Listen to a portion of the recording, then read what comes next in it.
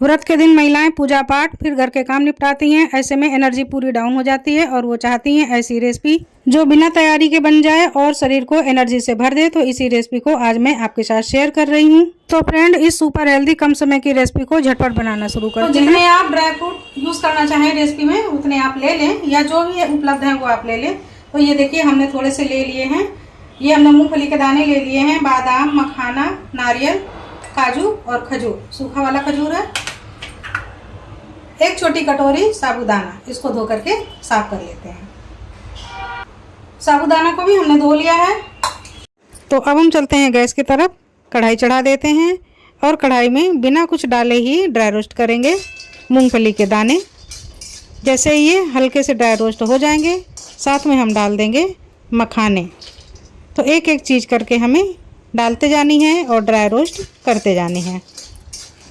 थोड़े से मखाने कुरकुरे हो गए हैं, तो अब हम डाल देते हैं इसमें काजू। काजू में भी बहुत ज़्यादा टाइम नहीं लगता है, इन सभी की नमी निकालने तक हमें ड्राई रोस्ट करना है। लेकिन मूंगफली को सबसे पहले डालेंगे क्योंकि उसको हमें पूरा भूनने तक ड्राई रोस्ट करना पड़ता है। तो अब हम डाल देते हैं सूखे वाले खजूर, और ये बादाम है, इनके हमने छिलके निकाल दिए हैं, अंदर की गिरी है, इनको थोड़ा सा भिगो करके छिलके निकाल दिए थे। तो अब सारे ड्राई फ्रूट हम एक साथ ड्राई रोस्ट कर लेते हैं। तो इस तरह से आप ड्राई रोस्ट कर लीजिए। जो बिल्कुल बारीक वाले हों ड्राई फ्रूट, उनको आप लास्ट में डालिए।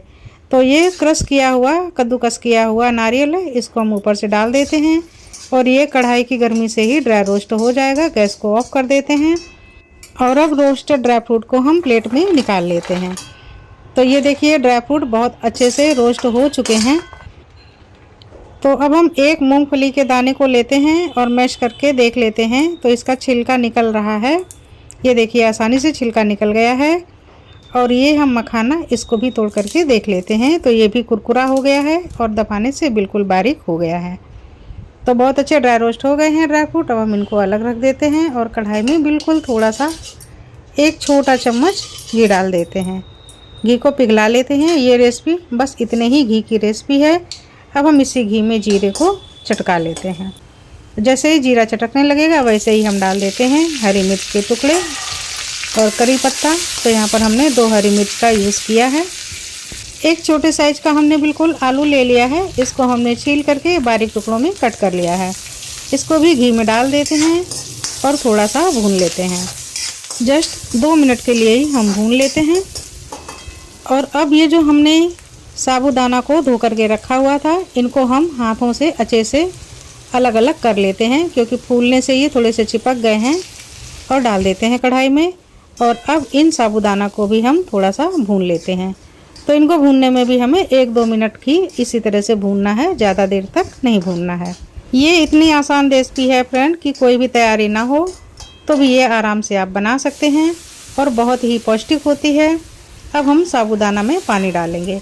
तो 1 कटोरी साबूदाना है, उसके हिसाब से आप उसी माप से 3 कटोरी पानी डाल दीजिए।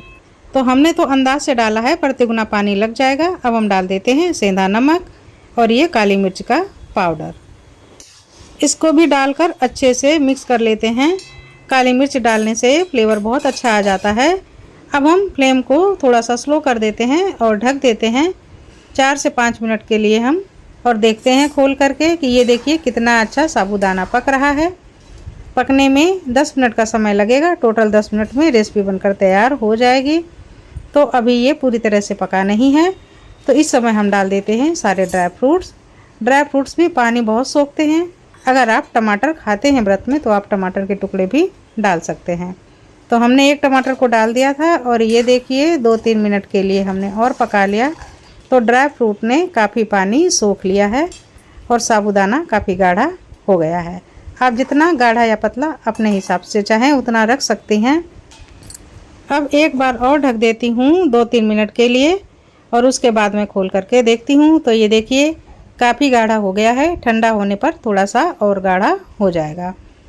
तो ये लिक्विड वाला साबूदाना पचने में बहुत आसान होता है। गैस को मैं यहीं पर बंद कर देती हूँ और नींबू निचोड़ देती हूँ। नींबू निचोड़ने से बहुत ही बढ़िया टेस्ट आ जाएगा। और ये देखिए कितनी जल्दी ये रेसिपी बनकर तैयार भी हो गई है। अब आप इसको फटाफट खा सकते हैं। कभी कभी ऐसा होता है हम व्रत और पूजा में इतने थक चुके होते हैं कि हिम्मत ही नहीं होती है ज़्यादा कुछ बनाने की, उस समय आप इस रेसिपी को बनाइए। और ये बेहद टेस्टी और पौष्टिक रेसिपी है। आप जैसे ही खाएंगे 10 मिनट के बाद आपको ताजगी का अनुभव होगा। स्वाद को बढ़ाने के लिए आप धनिया का भी यूज़ कीजिए। और अब धनिया को बहुत अच्छे से मैं मिक्स कर रही हूँ और ये देखिए कितनी जानदार रेसिपी बनकर तैयार हुई है। मात्र 10 मिनट का समय और बेहतरीन रेसिपी। तो फ्रेंड, ये रेसिपी सूप का भी काम करती है। आप वड़ा खिचड़ी बनाना भूल जाएंगे और झटपट में हर बार इसी पौष्टिक रेसिपी को बनाकर खाना चाहेंगे।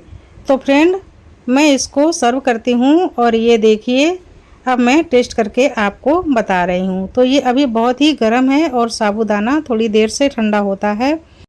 तो मैं अब थोड़ा सा खा करके आपको बताती हूँ कि इसका गजब का स्वाद है। सारे ड्राई फ्रूट पक गए हैं और मुंह में जाते ही घुल रहे हैं।